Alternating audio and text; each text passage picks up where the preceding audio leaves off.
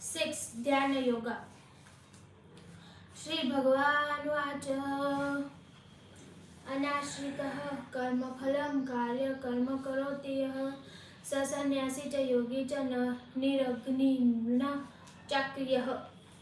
The Supreme Personality of God said, one who is unattached to the fruits of his work and who works as he is obligated is in the renounced order of life, and he is the true mystic, not who lights no fire and performs no duty.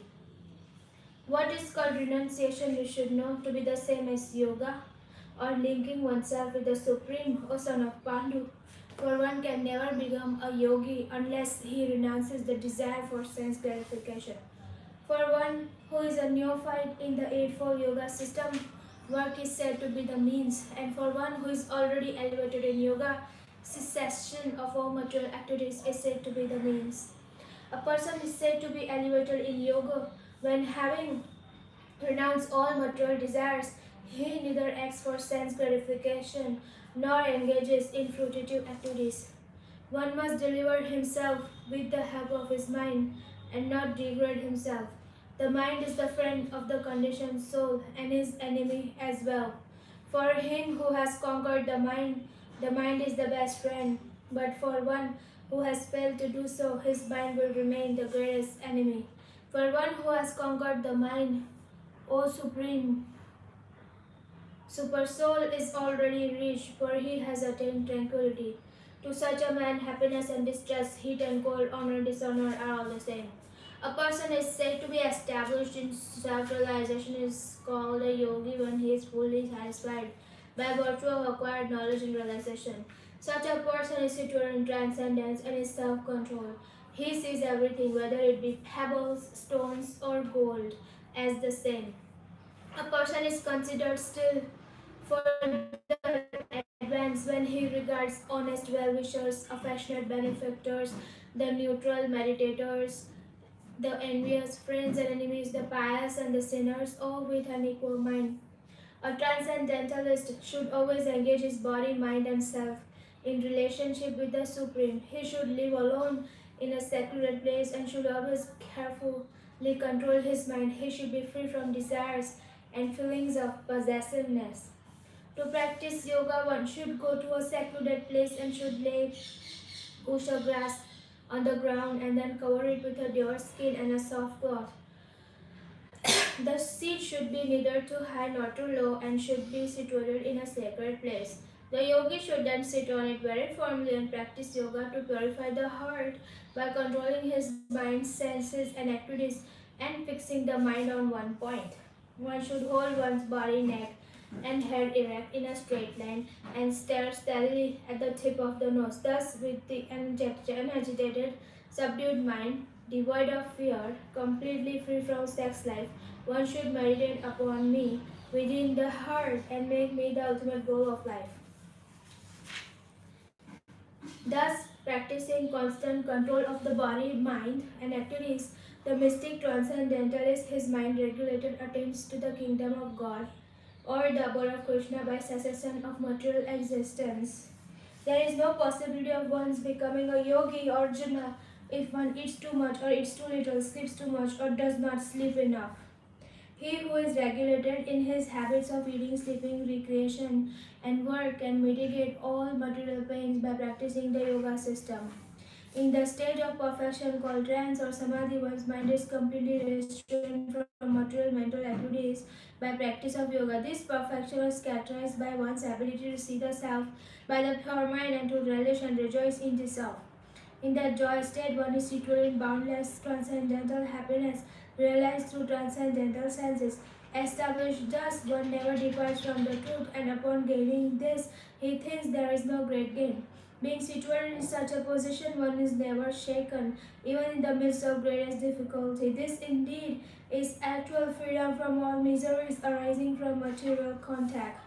One should engage oneself in the practice of yoga with the determination and faith and not be deviated from the path.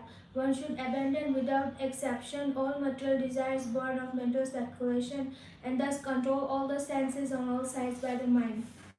Gradually, step by step, one should become situated in trance by means of intelligence situated sustained by full conviction, and thus the mind should be fixed on the self alone and should think of nothing else. From wherever the mind wanders due to its flickering and unsteady nature, one must certainly withdraw it and bring it back under the control of the self. The yogi whose mind is fixed on me really attains the highest perfection of transcendental happiness. He is beyond the mode of passion.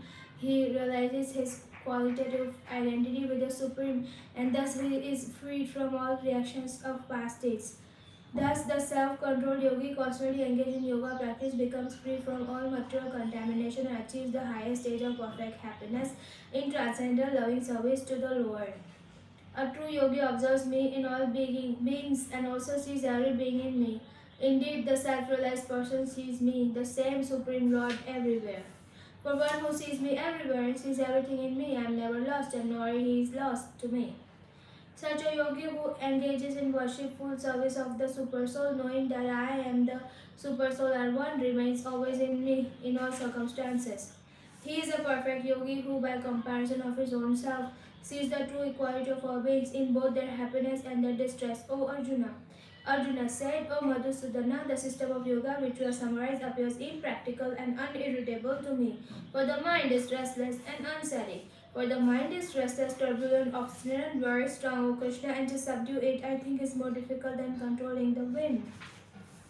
The Lord Krishna said, O mighty Ram, son of Kunti, it is undoubtedly very difficult to curb the restless mind, but it is possible by suitable practice and by detachment.